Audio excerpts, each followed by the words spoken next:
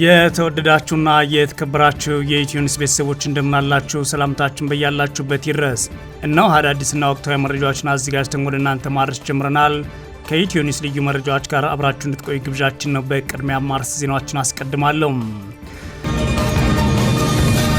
የብልጽግና አገዛዝ ከፍተኛ ቁጥር ያለው ተጨማሪ ጦር ወደ ሰሜን እያንቀሳቀሰ እንደሚገኝ የመረጃ ምንጮች ተናገሩ።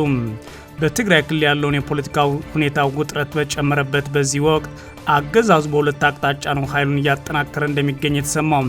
በሌላ በኩል በአማራ ክልል የተለያዩ አካባቢዎች በአገዛዝ ጦርና ፋኖ ኃይሎች መካከል የሚደረገው ውጊያም ቀጥሏል። በዝርዝር እናየዋለን። ዩናይትድ ኪንግደም በኢትዮጵያ ዳግም የሚጀመር ግጭት ለቀጠናው ጭምር አውዳሚ ይሆናል ስትል አስጠነቀቀች። በአዲስ አበባ የሚገኘው የብሪታንያ ኤምባሲ በድጋሚ የሚጀመር ግጭት ለትግራይ ክልል ለኢትዮጵያና ለቀጠናው አውዳሚ ይሆናል ሲል አስጠንቅቋል። ይህ የብሪታንያ ማስጠንቀቂያ የመጣው የአውሮፓ ህብረት ማስጠንቀቂያን ተከትሎ ነው። በዝርዝር እናየዋለን። ኢራን ለሁለተኛ ዙር ድርድር አዲስ እቅድ አቅርባለች። ኢራን ጦርነቱ ሙሉ ለሙሉ እንዲቋጭ የሚያስችል ነው የተባለው ድርድር ነጥቦችን ይፋ ያደረገች ሲሆን የአሜሪካ መከላከያ ደግሞ አሁንም ጦርነት ማካሄድ የሚቻልበት ሁኔታ አለ ብሏል። በዚህም የአሜሪካ መከላከያ ሚኒስቴር የኢራን ጦርነት ባለበት በመቆሙ የኮንግረስ ፈቃድ መጠየቂያ ጊዜ አላለፈም ሲሉም ጭምር ተከራክረዋል። የተወደዳችሁና የተከበራችሁ የኢትዮ ኒውስ ቤተሰቦች አብራችሁን ስትቆዩ እነዚህና ሌሎች ትሰማላችሁ። መልካም ቆይታ ያውላችሁ። የብልጽግና አገዛዝ ከፍተኛ ቁጥር ያለው ተጨማሪ ጦሩን ወደ ሰሜን ኢትዮጵያ እያንቀሳቀሰ እንደሚገኝ የመረጃ ምንጮች ተናገሩ። በትግራይ ክልል ያለው የፖለቲካ ሁኔታ ውጥረት በጨመረበት በዚህ ጊዜ ወቅት አገዛዙ በሁለት አቅጣጫ ኃይሉን እያጠናከረ ይገኛል ብለዋል። በሌላ በኩል በአማራ ክልል የተለያዩ አካባቢዎች በአገዛዝ ጦርና ፋኖ ኃይሎች መካከል የሚደረገው ውጊያ ዛሬም ቀጥሏል። የብልጽግና አገዛዝ ባለፉት 3 ቀናት በርካታ ቁጥር ያለው ጦር ወደ ትግራይና አማራ ክልል እያስገባ እንደሚገኝ የኢትዮ ኒውስ ወታደራዊ የመረጃ ምንጮች አረጋግጠዋል። አገዛዙ ከአዲስ አበባ በሰላሌ፣ ጎጃም፣ ጎንደር ወደ ጠለምትና ዋግምራ አበርገለ እንዲሁም ከአዲስ አበባና ደቡብ ምስራቅ ኢትዮጵያ በአፋር በኩል ወደ ትግራይ ክልል አዋሳኝ አካባቢዎች ከፍተኛ ጦር እያስገባ መሆኑን ነው የመረጃ ምንጮች የተናገሩት። በሰሌም ከሚያዝያ 22 2018 ዓ.ም ጀምሮ ባሉት ተከታታይ ቀናት የብልጽግና አገዛዝ ከፍተኛ የሰው ኃይል ብቻ ሳይሆን ከባድ መሳሪያዎችና ሎጂስቲክሶችን ወደ ሰሜን እያጓጓዘ ይገኛል ብለዋል። የትግራይ ጊዜያዊ አስተዳደር ፕሬዝዳንት ሌተናል ጄኔራል ታደሰ ወረደ ስልጣን በአብይ አህመድ ተራዝሟል መባሉን ተከትሎ በትግራይ የተፈጠረው ውጥረት በጨመረበትና ህወሓት የአብይን ውሳኔ ውድቅ ባደረገበት በዚህ ወቅት ተጨማሪ ጦር መንቀሳቀሱ የጦርነት ስጋቱን ጨምሮታል ሲሉ ነው የመረጃ ምንጮች የተናገሩት። የብልጽግና አገዛዝ ባለፈው ጥር ወር ላይ ከፍተኛ ጦር ወደ ሰሜን ማስጠጋቱን በተመለከተ በተከታታይ መዘገባችን ይታወቃል። በወቅቱ የነበረው የጦር እንቅስቃሴ አገዛዙ ከትግራይ ኃይሎችና ከኤርትራ ጋር ወደ ጦርነት ሊገባ ይሆን በሚል ከፍተኛ መነጋገሪያ ሆኖ ነበር። ባለፉት ቀናት አገዛዙ እያጓጓዘ የሚገኘው ጦር ቀደም ሲል ወደ ሰሜን ከተሰማራው ከፍተኛ ኃይል በተጨማሪ መሆኑን የኢትዮ ኒውስ ወታደራዊ የመረጃ ምንጮች አረጋግጠዋል። ቀደም ሲል ወደ ሰሜን የተከማቸው ጦር አሁንም ባለበት ነው፣ ወደ ኋላ የተመለሰም ኃይል የለም ሲሉ ነው መጨመር የተናገሩት። ከዚሁ ጋር በተያያዘ ባለፉት ተከታታይ ሳምንታት በአማራ ክልል ዋግምራ ዞን አበርገሌ ወረዳና በሰሜን ወሎ ዞን ቆቦ ወረዳ በተደረጉ ውጊያዎች የትግራይ ኃይሎች ተሳትፈዋል መባሉ አይዘነጋም። የብልጽግና አገዛዝ ከፍተኛ ጦርን በአፋርና አማራ ክልሎች በኩል ወደ ሰሜን ማከማቸቱ በቀጠለበት በዚህ ወቅት የትግራይ ኃይሎች ጦራቸውን ወደ አማራና አፋር ክልል አዋሳኝ አካባቢዎች ማሰማራታቸው ተዘግቷል። በተያያዘም የብልጽግና የአገዛዝ የትግራይ ክልል ከአማራና አፋር ክልሎች በሚዋሰንባቸው አካባቢዎች ተከታታይ አየር ላይ ቅኝት ማድረጉን የመረጃ ምንጮች ተናግሯል። አገዛዙ ከትላንት ጀምሮ የትግራይ ኃይሎች በሚገኙባቸው ቀጠናዎች ተከታታይ የድሮን ቅኝቶችን እያደረገ እንደሚገኝ ነው የኢትዮ ኒውስ የመረጃ ምንጮች ጨምሮ የተናገሩት። ይህ በእንዲህ እንዳለ በአማራ ክልል የተለያዩ አካባቢዎች በአገዛዙ ጦርና ፋኖ ኃይሎች መካከል የሚደረጉ ውጊያ ዛሬም ቀጥሏል።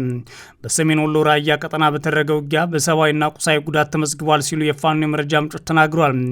በተመሳሳይ በዞኑ ሀብሮ ወረዳ ሊብሶ የተባለ አካባቢ ሚያዝያ 23 2018 ዓ.ም የፋኖ ኃይሎች በከፈቱት ድንገተኛ ጥቃት በርካታ የአገዛዙ ጦር አባላት መገደላቸው አፋብኃ ምኒልክ ይፋ አድርጓል። በዕለቱ በክልሉ ሸዋ ቀጠና የፋኖ ኃይሎች በአገዛዙ ኃይል ላይ እርምጃ መውሰዳቸውን ማስታውቀዋል።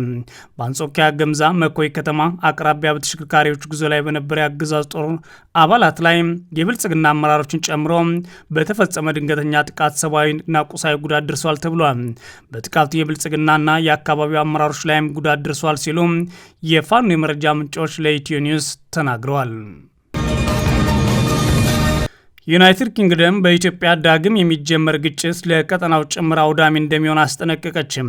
በአዲስ አበባ የሚገኘው የብሪታንያ ኤምባሲ በድጋሚ የሚጀመር ግጭት ለትግራይ ክልል፣ ለኢትዮጵያና ለቀጠናው አውዳሚ ይሆናል ሲል አስጠንቅቋል። የአውሮፓ ህብረት በበኩሉ ትግራይ ክልል ውስጥ ያለው ሁኔታ ከፍተኛ ስጋት እየተከታተለ መሆኑን ገልጿል። የፕሪቶሪያው ስምምነት አደጋ ላይ የሚጥሉ እርምጃዎች እንዳይወሰዱ አሳስቧል። በአዲስ አበባ የሚገኘው የብሪታንያ ኤምባሲ ትግራይ ክልል ውስጥ ያለውን ሁኔታ በተመለከተ ማሳሰቢያውን የሰጠው ትላንት አርብ ሚያዝያ 23 2018 ዓ.ም በወጣው አጭር መግለጫ ነው። ዩናይትድ ኪንግደም ትግራይ ክልል ውስጥ የሚታዩ ክስተቶች በቅርበት እየተከታተለች መሆኑን የጠቀሰው መግለጫው ከፕሪቶሪያ ስምምነት መንፈስ ወይም ማዕቀፍ ውጭ የሆኑ እርምጃዎችን አናበረታታም ብሏል። የአውሮፓ ህብረት በበኩሉ ሚያዝያ 22 2018 ዓ.ም ባወጣው አጭር መግለጫ በክልሉ ያለው ውጥረት በአስቸኳይ እንዲረግብ ጠይቆ ነበር። ህብረቱ ትግራይ ክልላዊ መንግስት ውስጥ የታዩ ያሉ ሁኔታዎች በከፍተኛ ስጋት እየተከታተለ መሆኑን ገልጿን በማለት ዘግበንም ነበር። አውሮፓ ህብረትና ዩናይትድ ኪንግደም መግለጫዎችን ያወጡት ህዝባዊ ወያኔ ሓርነት ትግራይ ህወሓት ከ6 ዓመት በፊት ክልሉን በተናጠል ባካሄደው ምርጫ የመሰረተውን ምክር ቤት ወደ ስራ እንዲመለስ መወሰኑን ግጭት ይፈጥራል የሚል ስጋት በድጋሚ እንዲያገረሽ ካደረገ በኋላ ነው። ህወሓት ፌዴራል መንግስትና የትግራይ ጊዜያዊ አስተዳደር ፕሬዝዳንት ታደሰ ወረደን የስልጣን ቆይታ ለብቻው ባስተላለፈው ውሳኔ በማራዘም የፕሪቶሪያ ስምምነት አፍርሷል ማለት የብልጽግናው አገዛዝን ይከሳል። የሌተናል ጄኔራል ታደሰ ወረደ የቆይታ ጊዜ የተራዘመበት መንገድ ህጋዊ መሆኑን በወቅቱ የገለጸው የፌዴራሉ አገዛዝ እስካሁን ድረስ ስለ ህወሓት ውሳኔ በይፋ አስተያየት አልሰጠም። የብሪታንያ ኤምባሲ በትላንት መግለጫው ውጥረት እንዲረግብና ዘላቂ ግጭት ማቆም ስምምነት ተግባርን በተመለከተ በአስቸኳይ ወደ ንግግር እንዲመለሱ ጥሪ እናቀርባለን ብሏል።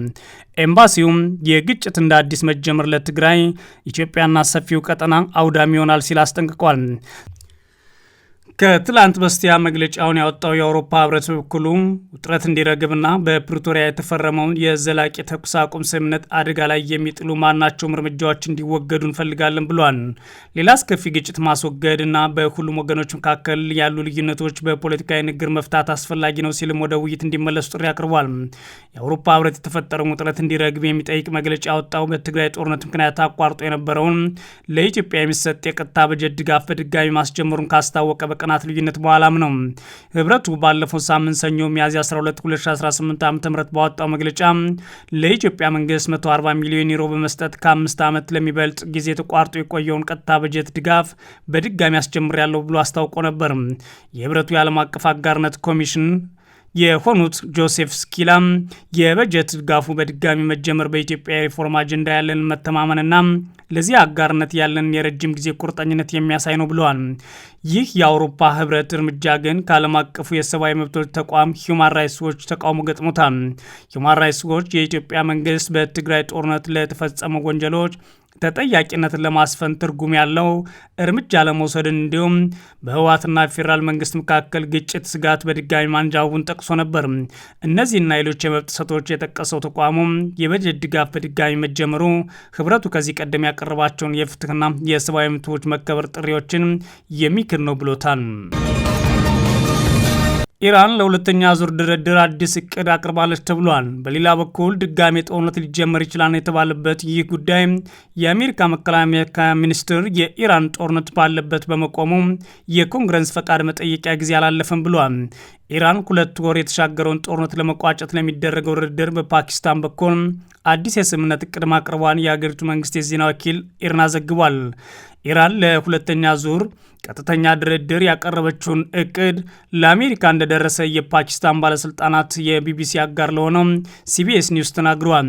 የኢራን መገናኛ ብዙሃን ባወጣው ዘገባ የኢራን እስላማዊ ሪፐብሊክ ሐሙስ ምሽት አዲሱን የድርድር እቅድ ከአሜሪካ ጋር በሚደረገው ድርድር አሸማጋይ ለሆነችው ፓኪስታን አቅርባለች ብሏል።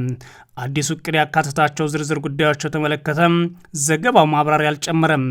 አሁን ላይ ታዲያ ሚዲያ ያነጋገራቸው የፓኪስታን ባለስልጣናት ኢራን አዲስ እቅድ ማቅረቧን አረጋግጠው የተከለሰው የቴህራን ምላሽ ለአሜሪካ ባለስልጣናት መድረሱን ገልጸዋል። ኢራን ከዚህ በፊት አቅርባ የነበረውን የሰላም እቅድ የኒውክሌር ጉዳዩን ወደ ጎን እንዲተው እንዲሁም የሁለተኛ ዙር የመጀመሪያ ዙር ንግግር ጦርነትን ማቆምና የሆርሙዝ ወሽመጥን መክፈት ላይ እንዲያተኩር የሚጠይቅ ነበር።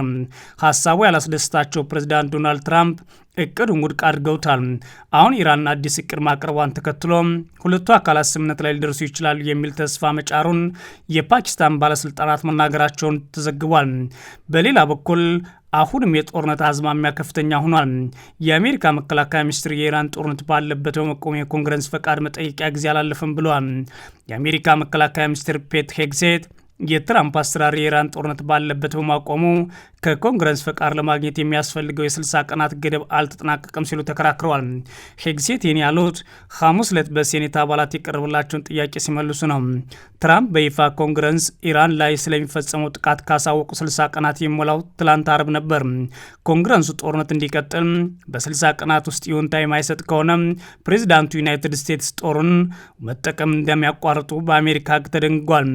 አንድ ከፍተኛ የአስተዳደሩ ባለስልጣን ከኢራን ጋር የሚደረገው ጦርነት የተጀመረው በሚያዝያ ወር ስለሆነ ተቋርጧል ሲሉ ተናግረው ነበር። አሜሪካና ኢራን የተኩስ አቁሙን ከመስማማት በዘለለ የተጀመረው ውይይት ውጤት ሊያስገኝ አልቻለም ብለዋል። ቴህራን ስለ ድርድር የሚሆን አዲስ ነጥቦችን በፓኪስታን በኩል መላኳን የኢራን ባለስልጣናት ለሚዲያዎች ቢናገሩም የቢቢሲ አጋር ለሆነው ሲቢኤስ ደግሞ የፓኪስታን ባለስልጣናት እቅዱን ለአሜሪካ ሰጠናል ማለታቸው ተዘግቧል። ኢራን ታዲያ የሆርሙዝ ወሽመጥ ከዘጋች በኋላ የነዳጅ ዋጋን ጨምሮ የነበረ ቢሆንም የኢራን አዲስ የሰላም እቅድ ከተሰማ በኋላ ደግሞ ቅናሽ አሳይቷል ይላል ቢቢሲ። ወሽመጡ ሙሉ በሙሉ ተዘግቶ ለ2 ወራት ያህል በመቆየት ተጽዕኖ የዓለም ምጣኔ ሀብት ላይ እየታየ ነው። ሐሙስ ዕለት ሴናተሮች ላቀረቡላቸው ጥያቄ ምላሽ ሰጡት መከላከያ ሚኒስትሩ አሁን ያለነው በተኩስ አቁም ውስጥ ነው። ይህም በእኛ መረዳት የ60 ቀኑ ሰዓት ለጊዜው ቆሟል ወይም በተኩስ አቁም ቆሟል የሚል ነው በማለት መናገራቸውን ቢቢሲ ዘግቧል። የተወደዳችሁና የተከበራችሁ የኢትዮ ኒውስ ቤተሰቦች መረጃዎቻችን እነዚህ ነበሩ። መልካም ጊዜ እመኛለሁ።